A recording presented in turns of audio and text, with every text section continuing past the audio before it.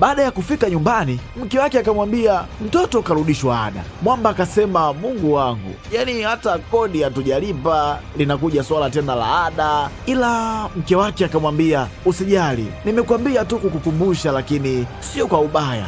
Alichokifanya mke wake ni kuplay party ya mwanamke, yani akatimiza majukumu yake kumweka mume wake sawa, akamlaza mapajani, akaanza kumfanyia masaji. Asubuhi bosi anasikika akimuuliza Vise kwa njia ya simu kuwa wewe unajikuta nani? Lakini Vise akamwambia, madam, kazini lazima nifike, ila nitachelewa kidogo. Bosi akamwambia, sasa kama hautakuwa umefika hapa ndani ya dakika 45 basi hesabu kuwa nimekufukuza kazi. Huku nyumbani kwa Vise pia kuna mama tunamuona. Huyu ni mama mkwe wa Vise, yani mama wa mke wa Vise, kama anajaribu kumwambia mwanaye kuwa asikate tamaa. Mume wake ni mpambanaji sana, kama aliwahi kuwa afisa wa benki, basi hili pia litapita, atalishinda kabisa. Mama anamwambia haya yote mwanaye ili asije akaingia kwenye tamaa akatoka nje ya ndoa akamsaliti mumewe, kisa mume wake ameshuka kiuchumi. Sasa Vise hakufika ofisini kwa muda ambao bosi wake alimwambia. Bosi akamwambia,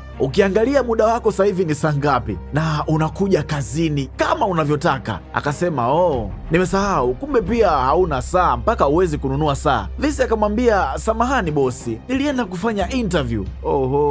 Mwanetu hapa akawa ameharibu kabisa. Bosi akamwambia, kwa hiyo hii kazi sio nzuri kwako mpaka unatafuta kazi nyingine, si ndio? Vise akamwambia, hapana, najaribu tu kupambana ili familia yangu na mambo yangu yakae sawa. Bosi akamwambia, so kama umepata kazi kwa nini upo hapa? Hapana, sijapata kazi, hata hiyo kazi yenyewe nimeikosa. Bosi akamwambia, nimekufukuza kazi rasmi. Vise akalia sana pale ili asifukuzwe kazi. Bosi akamwambia, okay, nifatishe maneno nitakayoyasema ili angalau nikufikirie kukuacha kazini. Sema napenda hii kazi. Vise naye anarudia. Bosi akamwambia tena, mimi ni mhudumu na hii ndiyo kazi inayonifaa. Vise naye akarudia vile vile, na mimi ni mfanyakazi na sio mtu special sana. Sasa hivyo ndivyo siku ya Vise ilivyoisha kazini, lakini anashukuru Mungu ameendelea kuachwa kazini. Baada ya kurudi nyumbani, mwenye nyumba akaja kudai kodi yake, tena akiwa na mikwala mikubwa kinoma. Akamwambia kuwa kesho atatoa vitu vyao nje, yani hataki maelezo mengi ambayo hayana pesa ndani yake. Kiufupi, wanaishi maisha magumu sana kupita kiasi. Ni ngumu kwao kuamini kuwa walikuwa wanamiliki magari na kuishi vizuri.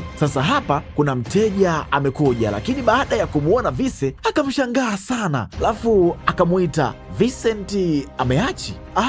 Nilikuwa nawaza hii sura nimewahi kuiona wapi. Dada akamuuliza, unafanya nini hapa? Vise anajing'atang'ata tu, hajui aongee kitu gani, lakini mwisho wa siku akamwambia, haya ndiyo maisha yangu mapya kwa sasa, sina namna, hapa ndipo ninapofanya kazi. Ila dada akamwambia, tu kama wewe mwenye akili kiasi kile, mbunifu kwenye kazi, haukutakiwa kufanya hii kazi. Wakati wanaongea, bosi akaja akamwangalia, alafu akamwambia, kwa hiyo naniletea rafiki zako mnanisengenya kwenye ofisi yangu, si ndio? Vise akasema, hapana, huyu ni mteja tu.